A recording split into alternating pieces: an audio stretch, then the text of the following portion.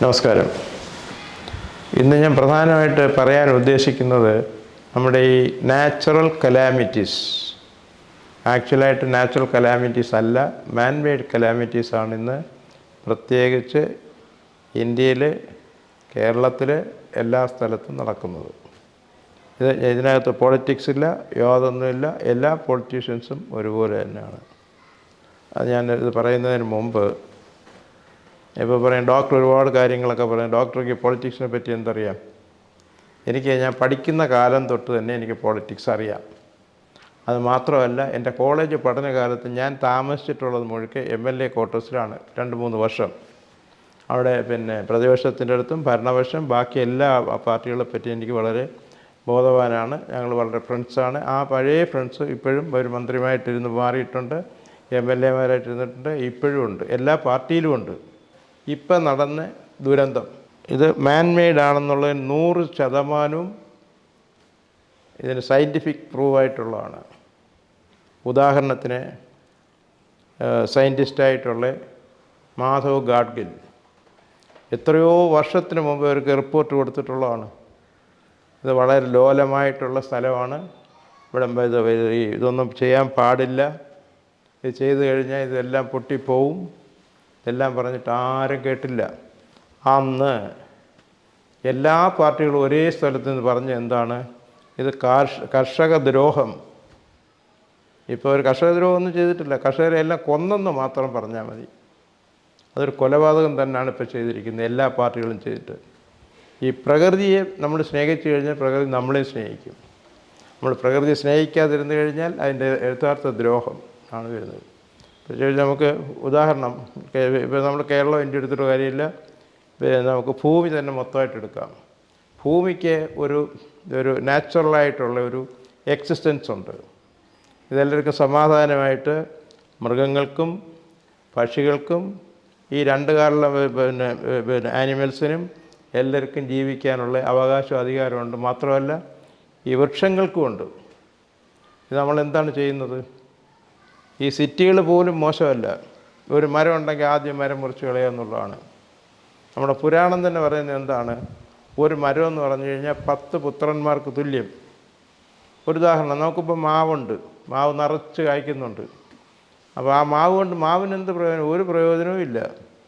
അവനിങ്ങനെ ഈ മാങ്ങ മനുഷ്യനും പക്ഷികൾക്കും മൃഗങ്ങൾക്കും എല്ലാം നൽകിക്കൊണ്ടിരിക്കുകയാണ്. അവനിതുകൊണ്ട് ഒരു പ്രയോജനം ഉണ്ടാകുന്നില്ല. മാവ് മാങ്ങ കഴിക്കുന്നില്ലല്ലോ.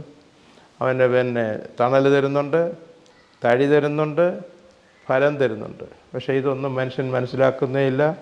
നിർദാക്ഷിണ്യം അവനെ മുറിച്ച് നശിപ്പിക്കുകയാണ്. പക്ഷേ ഡെവലപ്ഡ് കൺട്രീസ് നമുക്ക് പറയാതിരിക്കാൻ ഒക്കത്തില്ല. ഇപ്പോൾ ഉദാഹരണം യൂറോപ്പിലോ അമേരിക്കയിലോ ഈവൻ ഗൾഫ്, ഒരു മരം വെച്ച് മുറിക്കത്തില്ല അവർ കഴിയുന്നതും. അവനൊക്കെ സേവ് ചെയ്യാമെന്ന് നോക്കും. നമ്മുടെ എൻജിനീയേഴ്സ്, ഞാൻ അവരെ കുറ്റം പറയുന്നതല്ല, അവർക്ക് ഈ പരിസര ബോധത്തിന് പറ്റി യാതൊരു ഗ്രാഹ്യമില്ല.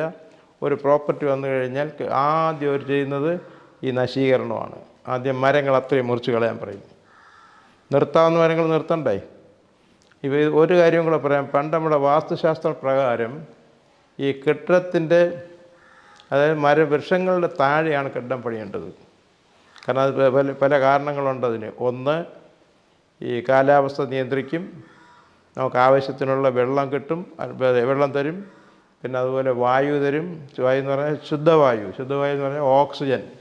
അപ്പോൾ ബോട്ടണി പഠിച്ചിട്ടുള്ളവർക്കെല്ലാം അറിയാം, സസ്യങ്ങളാണ് മനുഷ്യനും മൃഗങ്ങൾക്കും പക്ഷികൾക്കും മാക്സിമം ഓക്സിജൻ തരുന്നത്. അപ്പോൾ നമ്മുടെ പ്രാണവായുവിനെ തന്നെയാണ് നശിപ്പിക്കുന്നത്. അത് അറിഞ്ഞുകൊണ്ട് തന്നെയാണ് ചെയ്യുന്നത്.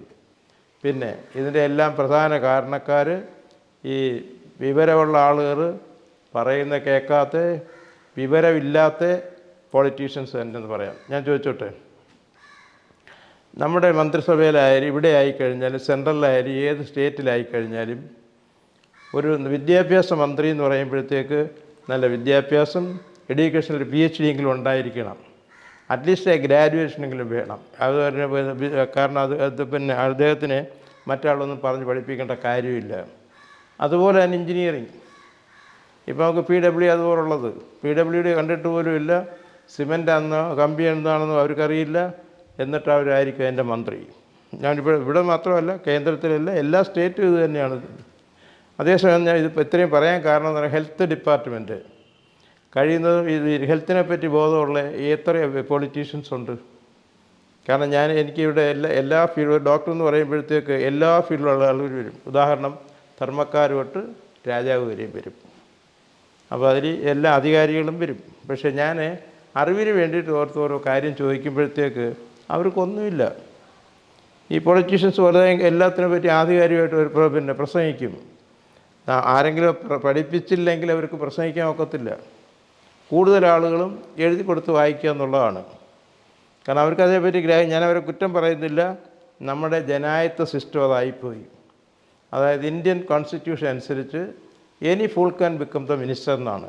എന്ന് പറഞ്ഞാൽ ആളുകളെ ഫൂളെന്നല്ല വിളിക്കുന്നത്. അതാണ് നമ്മുടെ സിസ്റ്റം. അതായത് മെജോറിറ്റി ഈസ് ദി അതോറിറ്റി. ഇപ്പോൾ 99 മണ്ടന്മാരുണ്ടൊരു ബുദ്ധിമാനുണ്ടെങ്കിൽ ആ ബുദ്ധിമാന് യാതൊരു പ്രാധാന്യവും ഇല്ല. ഈവൻ മെൻ്റലി റിട്ടാർഡേറ്റഡ് ആളിന് വരെയും വോട്ട് ചെയ്യാൻ അവകാശമുണ്ട്. അതാര് വോട്ട് ചെയ്യും? അതിൻ്റെ ഉത്തരവാദിത്തപ്പെട്ട ഗാർഡിയൻസാണ് ചെയ്യുന്നത്. അപ്പോൾ അവരുടെ വോട്ടവകാശം നമ്മൾ നിരസിക്കണമെന്നോ പ്രാധാന്യം കൊടുക്കണമെന്നൊന്നുമല്ല. ഇനി ഇതുപോലെ പോയി കഴിഞ്ഞാൽ നമ്മുടെ പശ്ചിമഘട്ടം കംപ്ലീറ്റ്, ഇപ്പോൾ ഉദാഹരണം കന്യാകുമാരി നാഗർകോവിൽ തൊട്ട് കണ്ണൂർ തൊട്ട് മൈസൂർ അപ്പുറത്തോട്ട് എവിടെയെല്ലാം പർവ്വതമുണ്ട്, ഇതായിരിക്കും നമ്മുടെ സ്ഥിതി. കാരണം നമ്മൾ ഓരോ പാറ പൊട്ടിക്കുമ്പോഴും നമ്മുടെ നെഞ്ച് പൊട്ടിക്കുന്നത് പോലെ തന്നെയാണ്. ഇതുകൊണ്ട് ആർക്ക് എന്ത് ബെനിഫിറ്റ്? താൽക്കാലികമായിട്ട് പൊളിറ്റീഷ്യൻസ് കിട്ടും, കോൺട്രാക്ടേഴ്സിന് കിട്ടും, എല്ലാം. അതുപോലെ തന്നെ ഇനിയിപ്പോൾ നമുക്ക് ഈ ദുരന്തം ഇനി കൂടുതൽ വരാൻ പോകുന്നത് തലസ്ഥാനമായ ട്രിവാൻഡ്രത്ത് തന്നെ ആയിരിക്കും. കാരണം ഓരോ ദിവസവും ആയിരക്കണക്കിന് ടൺ പാറയാണ് പൊട്ടിച്ച് വിഴിഞ്ഞത്ത് കൊണ്ടിടുന്നത്. എന്ന് വെച്ചാൽ ഇത് തുറമുഖം വേണ്ട എന്നുള്ളതൊന്നുമല്ല, തുറമുഖ വിരുദ്ധനുമല്ല, ആളുകൾക്ക് പ്രോഗ്രസ് ഉണ്ടാവണം. പക്ഷേ ഇതെല്ലാം നമ്മുടെ മനുഷ്യൻ്റെ ആയുസ്സിനെയും ആരോഗ്യത്തിനെയും നഷ്ടപ്പെടുത്തുമെന്നുള്ളതിന് യാതൊരു വ്യത്യാസം വേണ്ട. ആർക്കും അന്ന് പറഞ്ഞത് വളരെ ഫ്യൂ ഇയേഴ്സ്. അപ്പം ഞാനീ പറയുന്ന അദ്ദേഹം പറഞ്ഞത് എൻ്റെ ഈ റിപ്പോർട്ട് 4-5 വർഷത്തിനത് നടപ്പാവും. അപ്പം നമുക്കിതെല്ലാം കാണാം, നേരിൽ കാണാം.